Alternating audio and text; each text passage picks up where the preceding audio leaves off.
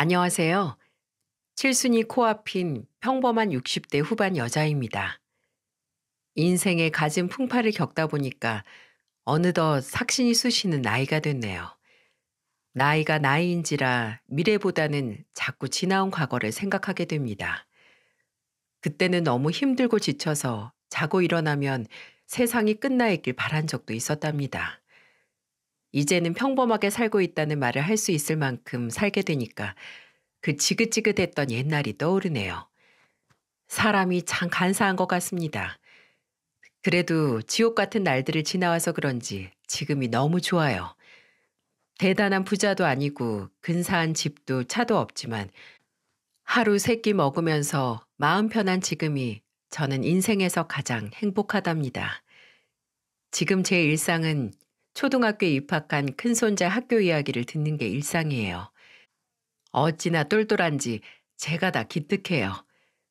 유치원에 다니는 어린 손자도 있는데 형이 공부하면 자기도 따라서 공부하려고 하고 뭐든지 형이랑 함께 하려는 귀여운 손자랍니다. 옛날에 제 아들과 딸을 키울 때도 안 먹어도 배가 부른 기분이었는데 요즘 딱 그런 기분이에요. 손자들 입에 들어가는 것만 봐도 제 배가 다 부른 것 같네요. 그런데 생각해보면 자식은 부모 팔자 닮게 된다는 말처럼 제 아들은 혼자서 애들을 키우고 있다는 게 항상 마음에 걸려요. 저는 남편을 잃고 혼자서 아들과 딸을 키워야만 했어요. 정말 마른 하늘에 날벼락이 치듯이 남편은 갑작스런 사고로 세상을 떠나버렸습니다. 처음에는 믿을 수가 없어서 눈물도 안 났어요.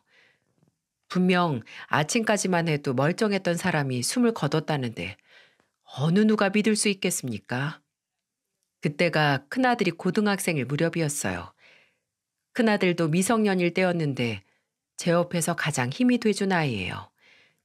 그래서 저한테는 가장 아픈 손가락이나 다름없고요. 물론 10손가락 깨물어서 안 아픈 손가락 없겠지만 정말 아들만큼은 행복하게 잘 살기를 바랬죠. 돌이켜보니까 참 하늘도 무심하네요. 제 아들이 저와 비슷한 아픔을 겪게 될 거라고는 상상하고 싶지도 않았어요. 남편이 죽고 아들은 자기가 장남이라서 집안을 책임지겠다면서 저한테 다짐을 하듯 말했습니다. 엄마, 저 대학 안 갈게요. 대학교 안 가고도 저 정말 잘 살 수 있어요.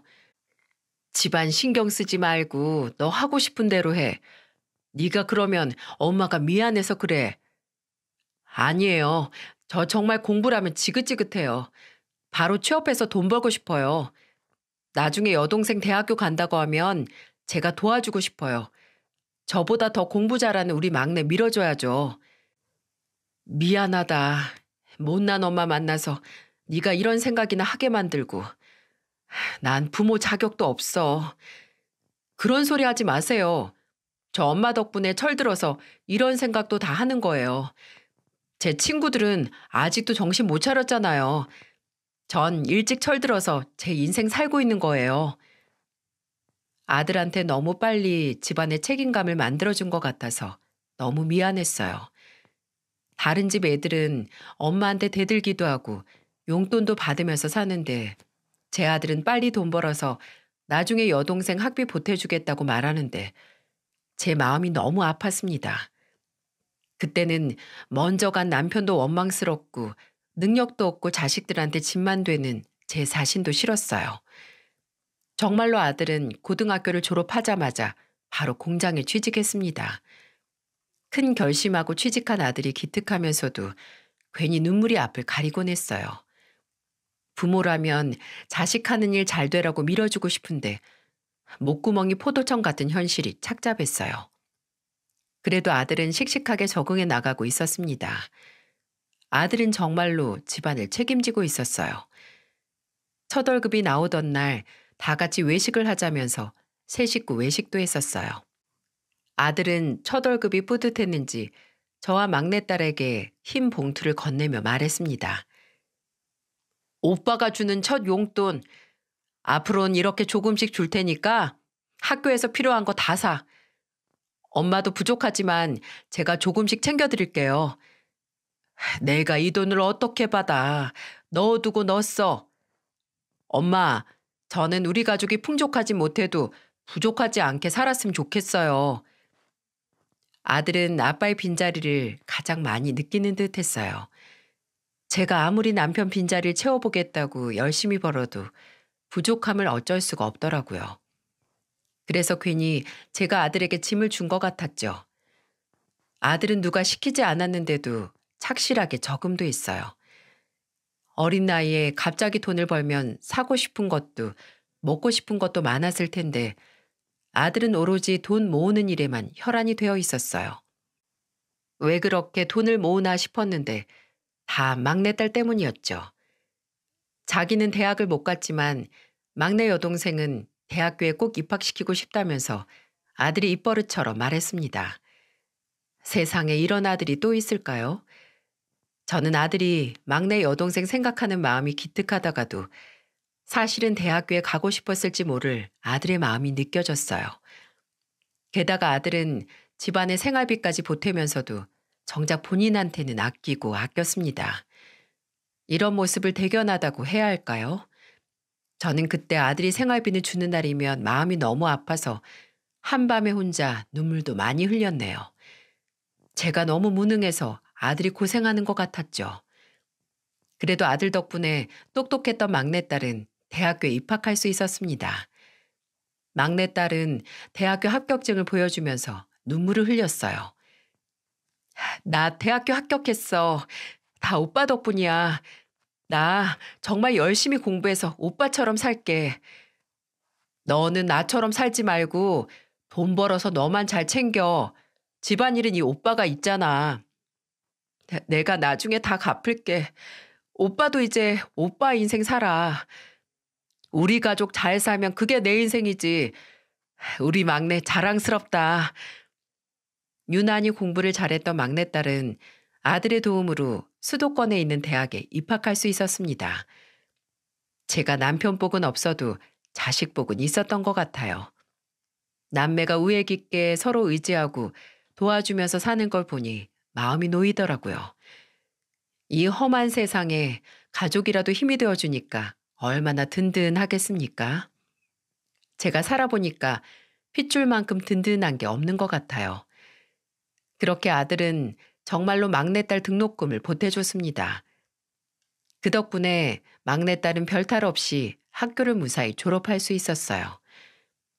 그렇게 앞만 보고 살다 보니 어느덧 아들도 장가갈 나이가 되어 있었고 막내딸은 대학교를 졸업하고 번듯한 회사에 입사하게 됐습니다. 아무래도 막내딸까지 자기 밥벌이를 알아서 하고 있으니 집안의 안정이 깃드는 것 같았어요. 아들은 고등학교 졸업하자마자 입사했던 회사에 여전히 다니고 있었습니다.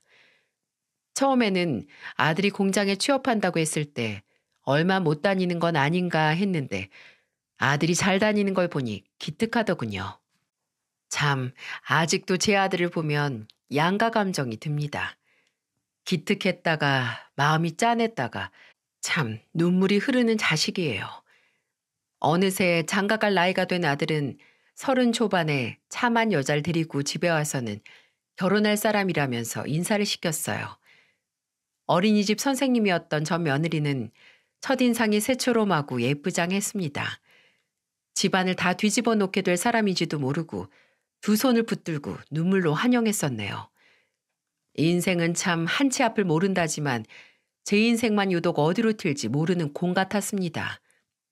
아들은 뭐에 빠졌는지 전 며느리한테 푹 빠진 얼굴이었어요.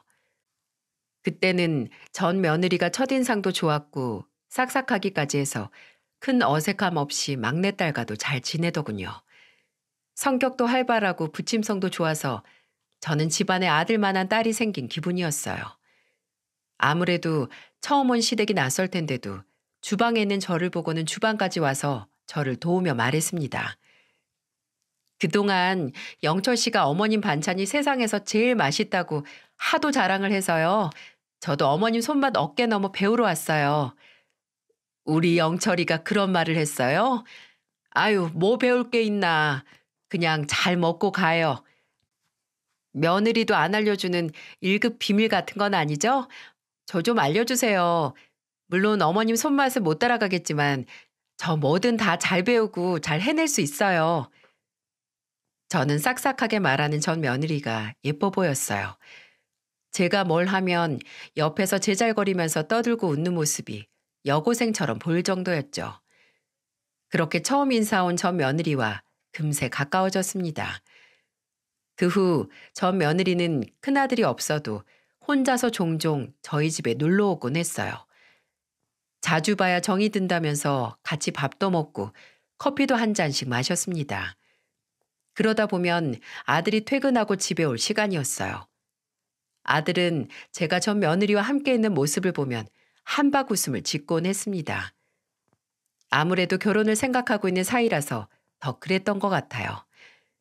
전 사돈 식구들도 만나보니 전부 좋은 분들이셨고 무엇보다 제 아들이 성실해서 보기 좋다며 마음에 들어 하셨어요.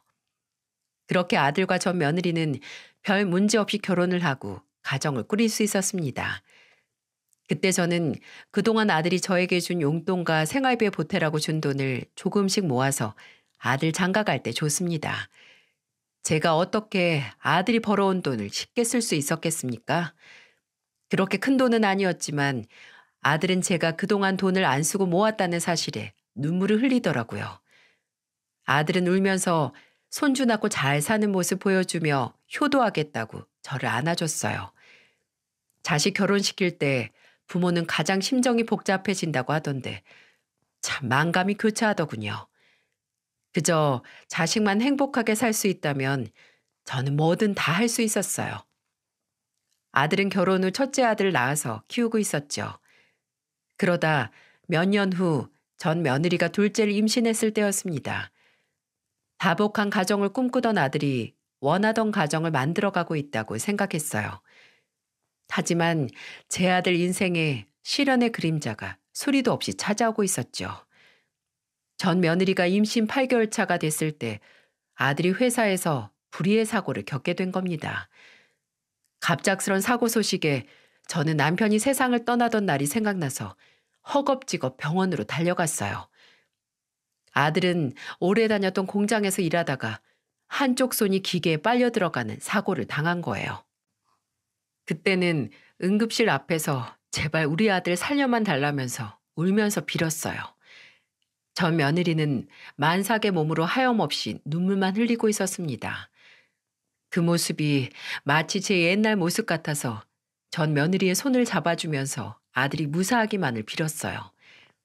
그런 기도 덕분인지 아들은 긴 수술을 무사히 이겨냈습니다. 하지만 제 아들한테 씻을 수 없는 장애가 생기고 말았어요. 기계 빨려 들어갔던 팔을 못 쓰게 된 겁니다. 그래도 저는 목숨만이라도 건져서 다행이라고 놀란 가슴을 쓸어내렸죠. 사람이 일단 숨만 붙어 있으면 이승에서 못할 일이 뭐 있겠나요? 그 아들은 다니던 회사에서 사고 관련 보상금을 받고 실직하게 됐습니다. 아무래도 기계를 다뤄야 하는 일인데 팔을 한쪽 못 쓰게 되니까 더 이상 일을 하기에는 무리가 있었죠. 그날 이후 아들은 무너져 내리기 시작했어요. 난생 처음 보는 제 아들의 무너져 내린 모습에 제가 어떤 도움을 줘야 할지 감이 오질 않았어요. 그래도 그때는 전 며느리가 아들을 잘 챙겼습니다.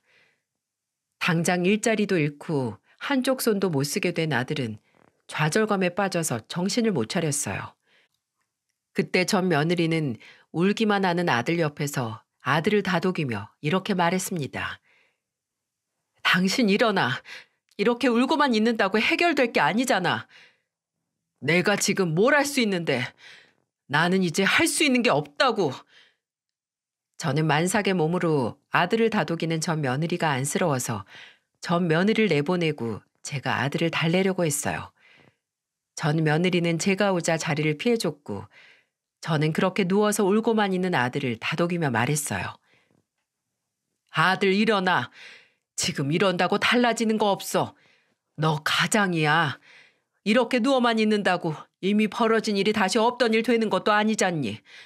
처자식을 생각해서라도 힘내자. 엄마, 나 정말 죽고 싶어요. 이런 상태로 살게 될 줄 알았으면 그냥 죽는 게 나아요. 저는 이제 집만 될 뿐이라고요.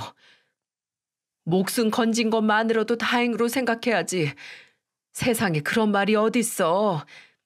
너 아빠 떠나고 내가 얼마나 힘들어했는지 기억 안 나서 그래? 아무리 그래도 숨만 붙어 있으면 사람은 어떤 일이든 할 수 있어. 엄마가 도와줄게. 제발 이제 정신 좀 차리자. 저 너무 무서워요, 엄마. 이제 어떡해요? 아들은 자신이 팔을 하나 못 쓰게 된 현실이 기가 막혀 눈물만 흘렸어요. 하긴 이런 잔혹한 현실 앞에 누가 의연할 수 있겠어요. 저도 말은 저렇게 했지만 참 답답했습니다. 그래도 아들은 처자식을 생각해서라도 할 수 있는 걸 찾으려고 훌훌 털고 일어나려고 했어요. 자기한테는 아직 두 다리와 팔 하나가 있다면서 아직 죽지 않았다고 할 수 있는 일을 찾아 나섰죠. 저는 그런 아들이 좌절하지 않도록 같이 힘을 보태줬어요. 그 무렵 만삭이었던 전 며느리는 건강한 둘째 손자를 출산했어요. 아들은 둘째 아들 안아보고는 더 확고하게 마음을 다잡았습니다. 이제는 아들이 2명이나 되니까 이대로 있으면 안 되겠다 싶었는지 심기일전하더군요. 그리고 아들은 대리운전을 시작했어요. 아들은 처자식을 생각하면 이대로 살 수 없다고 본격적으로 일을 하러 다니기 시작했습니다. 하지만 이제 마음을 다잡고 일을 시작한 아들과 달리 전 며느리는 극심한 우울증이 찾아온 듯 했어요. 그렇게 아들 옆에서 아들을 다독였던 전 며느리인데 살 길이 까마득하다고 생각했는지 삶의 의지를 잃은 듯 보였습니다. 그때 태어난 지 얼마 안 된 둘째 손자도 겨우 돌보는 수준이었어요. 그때부터 저는 손자들을 대신 돌보기 시작했습니다. 아들이 출근하기 전에 손자들 좀 봐달라면서 저한테 맡기곤 했었거든요.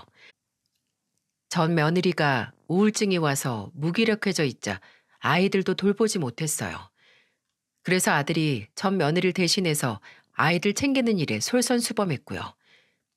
그렇게 전 며느리의 우울증은 나아질 기미도 없이 깊어졌고 그렇게 몇 년이 흘렀네요.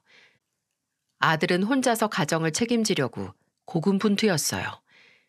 그래도 큰 손자는 유치원, 둘째 손자는 어린이집에 다닐 수 있어서 등원, 하원을 도와주면서 제가 손자들을 봐주고 있었습니다. 그런데 한 번은 아들이 제 집에서 놀고 있던 손자들을 데리고 가려는데 큰 손자가 제 손을 잡으며 말했어요. 할머니, 저 집에 가기 싫어요. 우리 집은 너무 더럽고 냄새만 나요. 집이 얼마나 더러운데 그래. 엄마가 맨날 집에서 술 마시고 쓰레기도 아무 데나 버려서 집에서 냄새 나요. 나 유치원 가면 애들이 냄새 난다고 놀린단 말이에요. 저는 큰손자의 말에 경악을 했습니다. 아들은 큰손자의 말에 오늘 집 청소하려고 했다면서 황급히 가려고 했어요. 저는 손자 말이 마음에 걸려서 아들과 같이 아들 부부의 집으로 갔습니다. 오죽하면 손자가 저한테 집에 가기 싫다는 말을 하겠나 싶었죠. 근심이 가득한 얼굴로 아들과 아들 부부네 집으로 갔어요. 그런데 직접 본 아들 부부의 집은 정말 처참했습니다. 정말 TV나 말로만 들어보던 쓰레기집과 다름없었어요. 어린 손자들이 그동안 그런 환경에서 잠을 자고 밥을 먹고 있었다는 사실에 마음이 안 좋았습니다. 대체 집에 있는 저 며느리는 무얼 하고 있나 방을 들어가 봤어요. 그런데 또 술을 마신 건지 방 안에서는 술 냄새가 진동을 했고 방구석에는 술병이 나뒹굴고 있었어요. 거실이며 방이며 온통 편히 앉을 만한 곳이 없더라고요. 대리운전 일을 하면서 생계를 책임지던 아들은 도저히 집안일을 할 시간이 없었는데 저 며느리는 그런 집을 정돈할 의지가 전혀 보이지 않았죠. 뒷구석이 이러니 큰 손자가 집에 가기 싫다고 할 만하더라고요. 저는 술에 취해 누워있는 전 며느리를 깨우면서 말했습니다.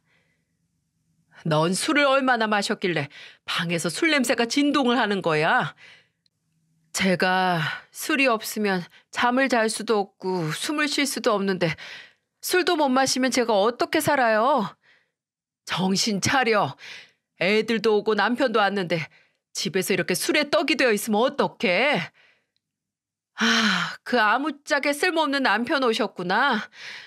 돈도 많이 못 벌면서 이젠 집안일도 못하는 짐덩이 같은 남편인데 제가 왜 이러나요? 알아서 하라고 하세요.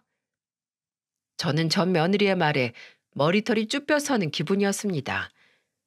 지금 술주정을 하는 건지 전 며느리는 제 아들을 모욕하면서 하염없이 한탄을 늘어놨어요.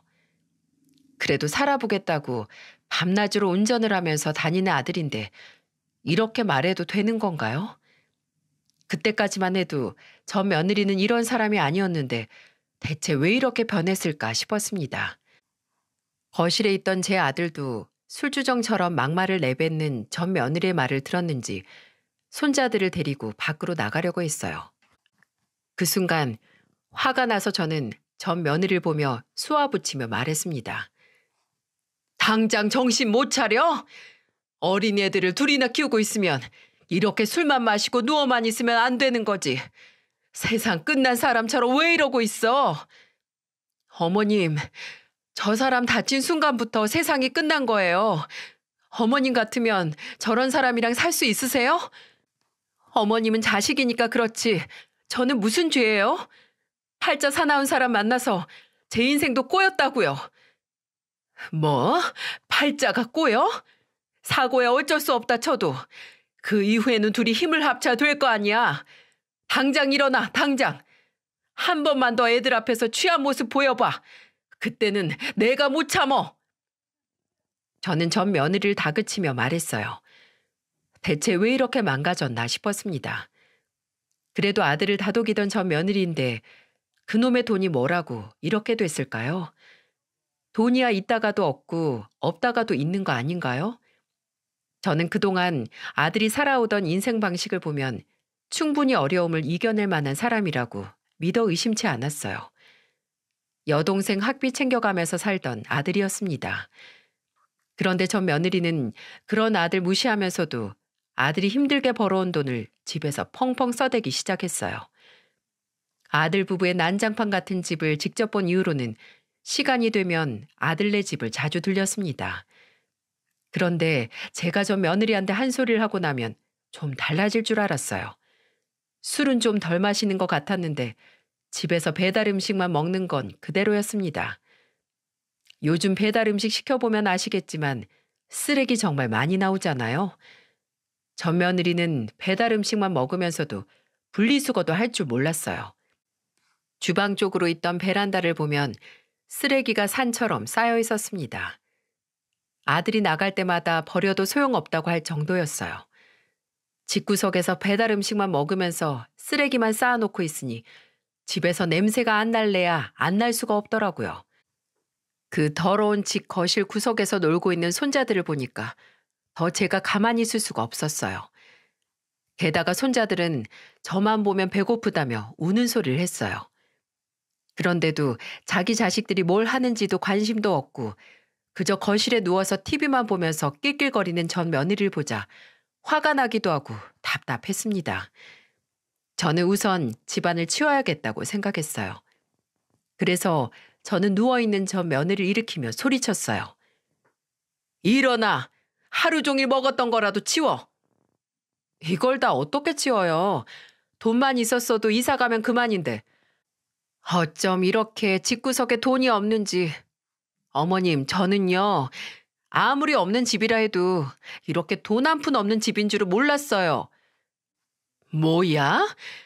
네가 이렇게 집에서 돈만 쓰고 누워만 있으면 있던 돈도 순식간에 사라지겠다. 나가서 돈 벌어 오라는 것도 아니고 집구석 치우고 살라는 게 어려운 일이야? 당장 일어나, 당장! 저는 늘어져서 꼼짝도 안 하려는 전 며느리를 일으켜서 겨우겨우 치우기 시작했어요. 전 며느리가 청소하는 동안 저는 손자들을 돌봤습니다. 그리고 전 며느리한테 분리수거하고 오라면서 내보냈어요. 우울증이라고 가만히 누워만 있으면 되나요? 오히려 작은 거라도 하나씩 움직이기 시작해야 삶의 의욕이 생기는 거죠. 게다가 처음에는 우울증으로 생각했던 전 며느리의 증상은 그냥 화내고 무작정 떼쓰기만 하는 애 같았어요. 그래서 아들도 같이 지쳐갔습니다. 말로는 우울증이라고 하는데 전 며느리는 우울증 걸린 사람이 아니라 지금 상황이 다 마음에 안 드는 사람 같았달까요? 한 번은 막내딸이 쉬는 날이라면서 아들네 집에 놀러 왔었어요. 그동안 저를 통해서 대충 사정 알고 있던 막내딸은 조카들 걱정된다면서 온 거예요. 막내딸은 회사 근처에서 혼자 살고 있었는데 바빠서 못 오다 오랜만에 본 조카들을 보고 경악을 했습니다. 그런데 전 며느리는 오랜만에 본 막내딸을 보며 말했어요. 아가씨는 살만한가 봐요. 그렇게 살게 만들어준 게 오빠잖아요. 근데 왜 오빠 저렇게 되니까 모른 척하고 혼자만 잘 먹고 잘 살고 있나요? 저 그동안 조카들 입고 먹는 거 다 보내고 있었어요, 언니. 그리고 새언니가 이렇게 할 말은 아닌 것 같은데요? 애들만 사람이에요? 나 우울증 환자라니까요? 나 이 자리에서 혀 깨물고 콱 죽어버릴 수도 있는 사람인데 나부터 돈 좀 줘봐요. 먹고 죽을래도 돈이 없어서 못 죽는데 나도 돈 좀 달라니까요? 돈 주면 집 청소도 하고 애들 잘 키워볼게요. 큰손자는 갑자기 죽어버리겠다는 전 며느리의 말에 울음을 터뜨렸어요. 특히 큰손자는 말도 제법 알아들을 시기라 가슴이 철렁했습니다. 형이 우니까 아우도 운다고 작은 손자도 눈물을 터뜨렸어요. 그런데 애들이 울면 엄마로서 달래야 하는 거 아닌가요? 전 며느리는 갑자기 우는 애들을 보면서 소리를 지르면서 말했어요. 내가 울지 말라고 했지. 울면 돈 나오는 것도 아닌데 왜 울어? 뚝 그쳐. 전 며느리가 애들한테 하는 소리는 참 가관이었어요. 저는 듣자 듣자 하니 기가 막혀서 전 며느리를 보며 한마디 했습니다. 그렇게 돈 타령한다고 돈 떨어져? 왜 엄한 애들을 잡어? 너 돈 있으면 술 마시거나 배달시켜 먹거나 하겠지. 너 지금도 내 아들이 벌어오는 돈 헤프게 쓰고 있는 거 모를 줄 알아? 너 이제 용돈도 쓰지 말고 한 푼이라도 아껴. 어머님이 뭔데요? 제가 누구 때문에 이렇게 사는데요? 누가 너 멱살 끌어다 앉혀놨어? 왜 가족들한테 화풀이야? 제가 단호하게 말하자 전 며느리는 억울하다며 목 놓아 울었어요. 막내딸은 황당했는지 말을 잇지 못했습니다. 정말 손자들만 아니었으면 당장이라도 내쫓고 싶었습니다. 참 애들 엄마로 자격 없는 사람인 걸 아는데도 제가 함부로 그 천륜을 끊을 수 없더라고요. 그러던 어느 날 아들이 손자들을 보고 있길래 물어보니 아들이 이렇게 말하더라고요. 그 사람 돈 벌겠다고 나갔어요. 대리운전으로 몇 푼이나 버냐고 한탄만 하더니 자기가 벌겠대요.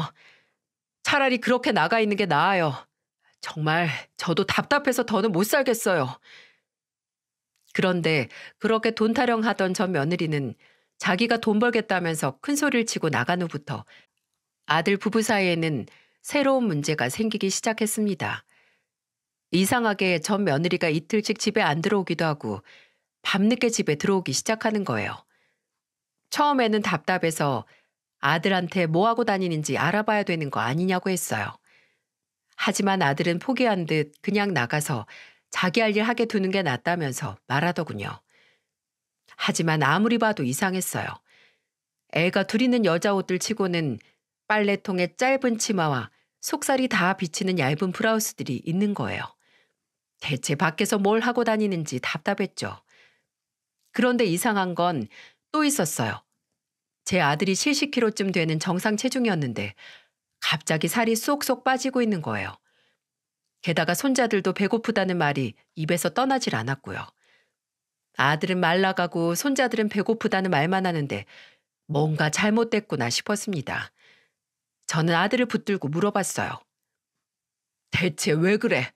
이 엄마한테 말해봐. 너 이러다가 죽어. 네 자식들은 또 어쩔 건데. 엄마, 죄송해요.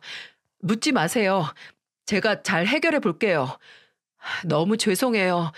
제가 면목 없어요, 엄마. 아무리 아들을 붙들고 물어봐도 아들은 묵묵부답이었고 하루하루 피골이 상접하듯이 말라갔어요.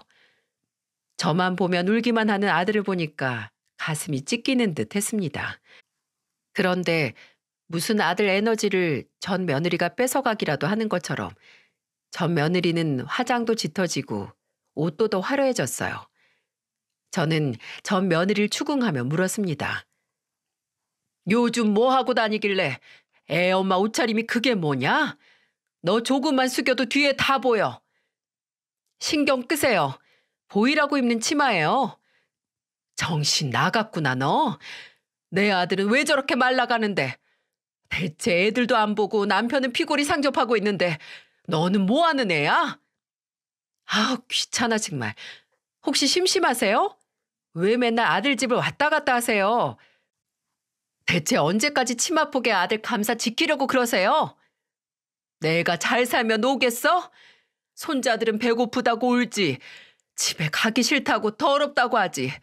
내 아들은 시간이 갈수록 말라가는데 내가 가만히 있겠냐고. 그럼 어디 열심히 찾아보세요. 저야말로 집구석이 왜 이런지 모르겠네요.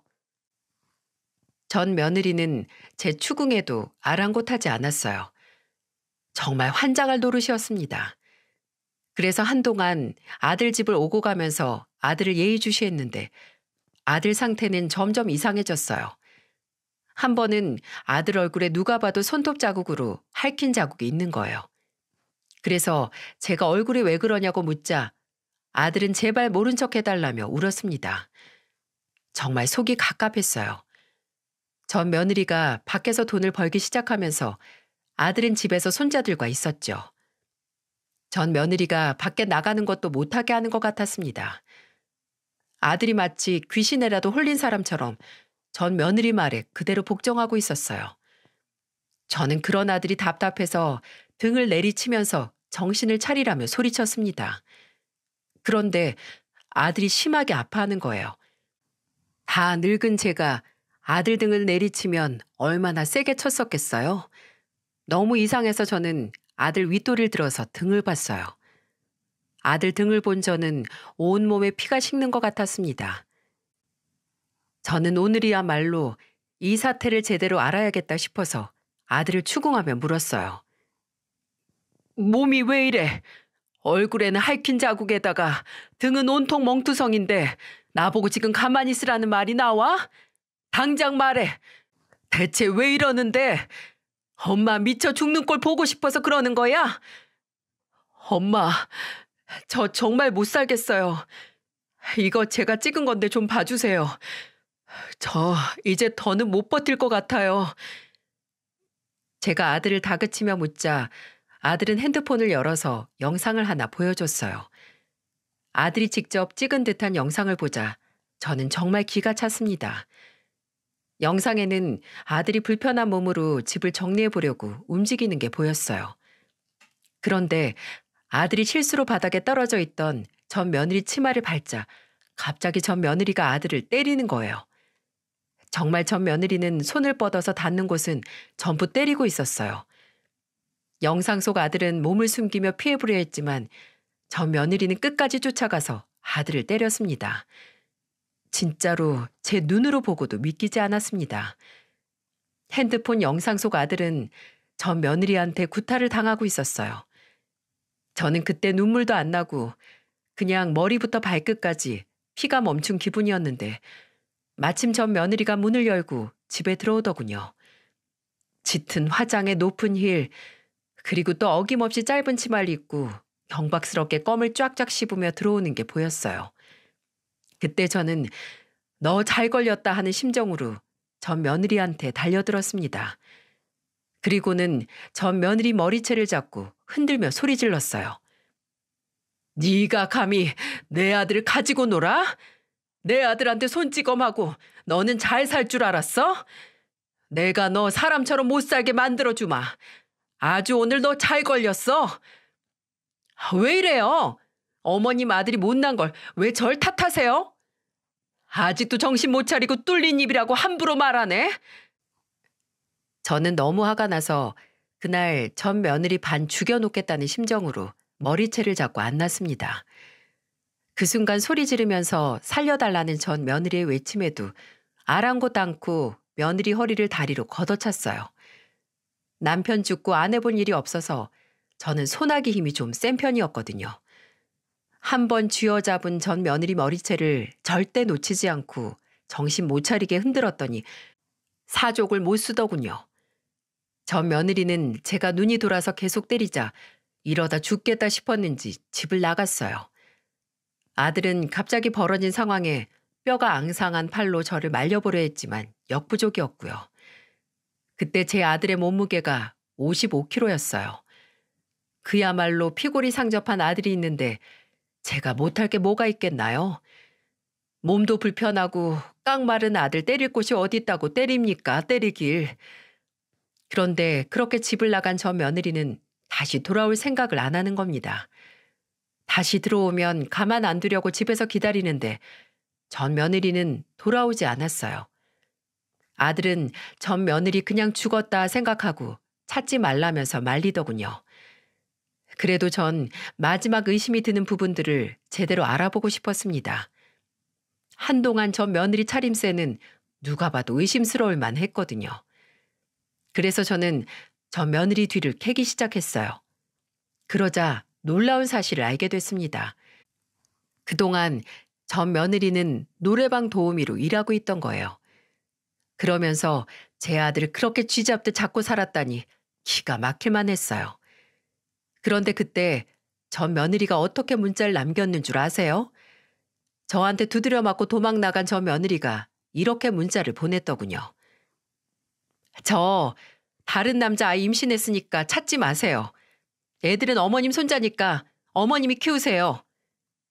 세상에 이런 문자만 남기고 사라진다는 게 말이 되나요?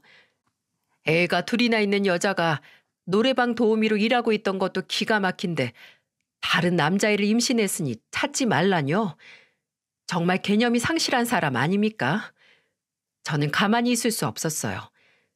제 아들과 두 손자들을 위해서라도 제가 이런 개념 없는 사람 가만 안 둔다면서 이를 갈았어요. 저는 전 며느리 행적을 찾기 위해 수소문했고 결국 전 며느리가 다니던 노래방에서 그 행적을 찾아냈어요. 전 며느리는 노래방에서 일하다가 만난 손님과 눈이 맞아서 동거를 하고 있다는 거예요. 세상에 이렇게 뻔뻔할 수가 있나 싶었습니다. 게다가 그 남자랑 살겠다고 너무 당당하게 이혼까지 요구했고요. 저는 외도 증거 잡아서 위자료에 양육비까지 챙겨받으려고 이를 갈았습니다. 제가 아들과 손자를 위해서 해줄 수 있는 건 이것뿐이었어요. 저는 전 며느리가 동거를 하는 남자가 멀지 않은 곳에서 자동차 공업사를 하고 있다는 걸 알게 됐습니다. 그래서 저는 고민할 틈도 없이 찾아갔어요. 손자들 두 놈 양손에 잡고 공업사까지 찾아갔습니다. 저는 도착하자마자 공업사 앞에서 큰 소리로 외쳤어요. 여기 공업사 사장이 상간남이라면서? 내 아들 위자료 내놔, 이 나쁜 놈들아. 남편의 자식까지 버리고 행복하게 살 줄 알았어? 내가 지구 끝까지 쫓아가서 위자료 받아낼 거야.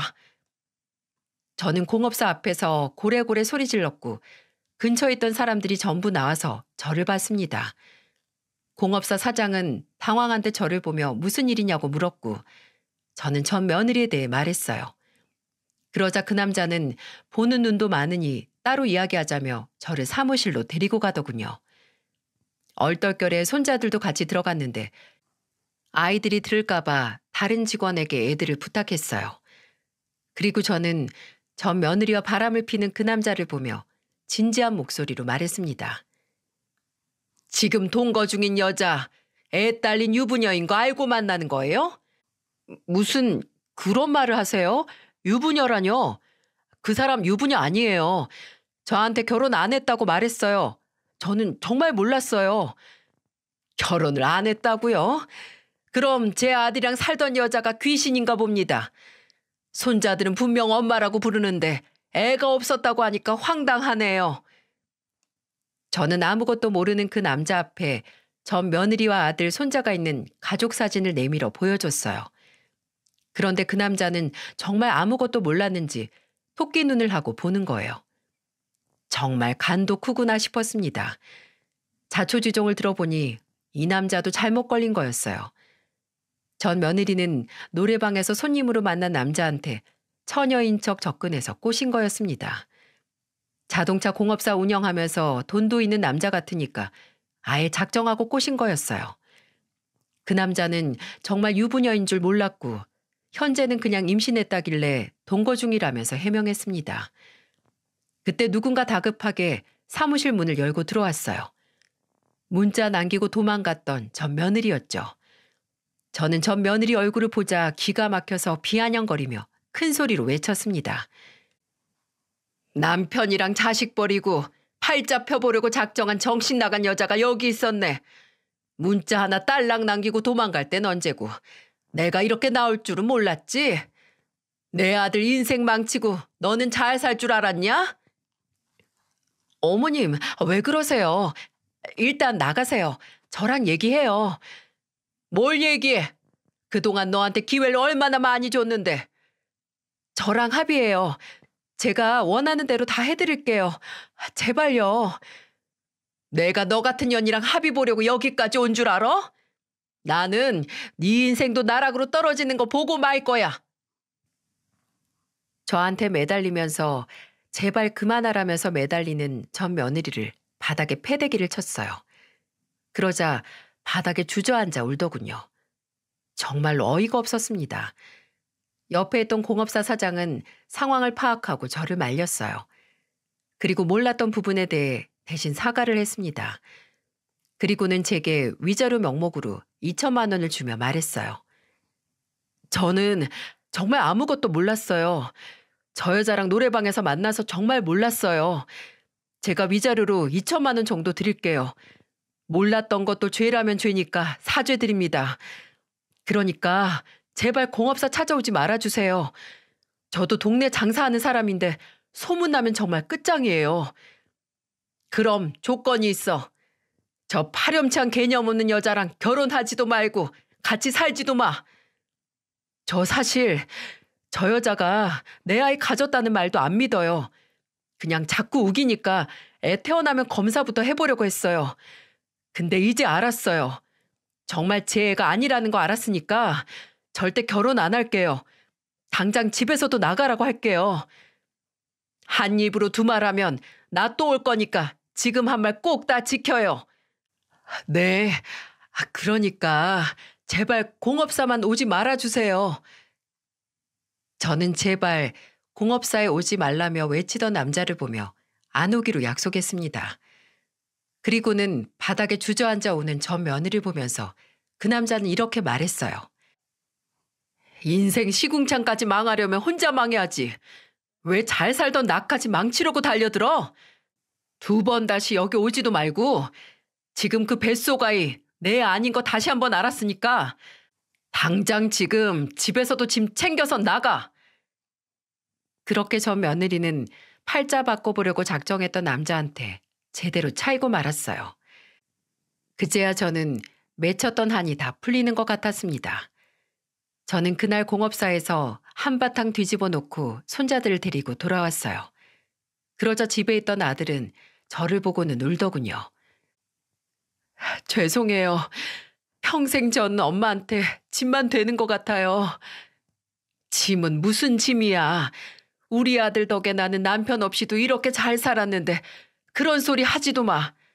너 엄마 어떻게 살았는지 다 봤잖아. 이럴 때일수록 네가 정신을 똑바로 차려야 되는 거야. 알았지? 애들한테 이제 너밖에 없어. 엄마, 저 다시 한번 잘 살아볼게요. 저 정말 잘할 수 있어요. 그래, 내 아들 못할 게 없지. 난 아들 믿어. 오늘만 이렇게 울고 내일부터 절대 울지 말자. 저는 우는 아들을 가만히 안아줬어요. 그러자 손자들도 다가와서 저와 아들을 같이 부둥켜 안았습니다.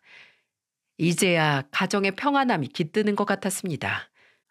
아들도 그런 애들을 보며 작게 웃어 보였어요. 드디어 작게나마 웃는 아들을 보니 제가 마음이 놓였습니다. 저는 그동안 전 며느리 외도 증거를 모아서 이혼 소송을 했어요. 위자료와 양육비를 청구했지만 아직까지도 한 푼도 못 받았습니다.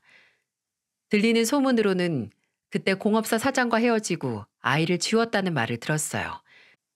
그때 공업사 사장 남자가 전 며느리 뱃속아이 절대 자기 아이 아니라는 말이 진짜였나 봅니다. 그렇게 버림받고 혼자서도 못 키울 것 같았는지 지운 거예요. 어쩌다 저런 개념 없는 여자한테 소중한 새 생명이 찾아왔나 모르겠어요. 참 생명이 안타깝다는 생각만 드네요.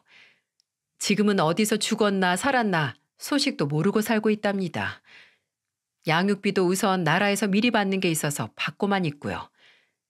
저는 아들과 손자와 같이 살면서 손자들을 챙기고 있습니다. 지금은 손자들이 엄마 없이도 더 건강하게 잘 크는 것 같아요. 예전에는 애들이 어둡고 어딘가 기죽어 보였는데 이제는 더 밝고 건강해 보여요. 첫째 손자가 얼마 전 초등학교에 입학했는데 수학을 아주 잘해요. 학교에서 100점 맞았다고 시험지를 자랑하는데 얼마나 귀여운지 모른답니다. 둘째 손자도 형이 하면 무조건 본인도 하겠다면서 따라해서 뭐든지 혼자서 척척 해내요. 이래서 애들은 외동보다는 형제가 좋다고 하는 것 같네요. 세상에 핏줄만큼 의지되는 사이가 없는 것 같습니다.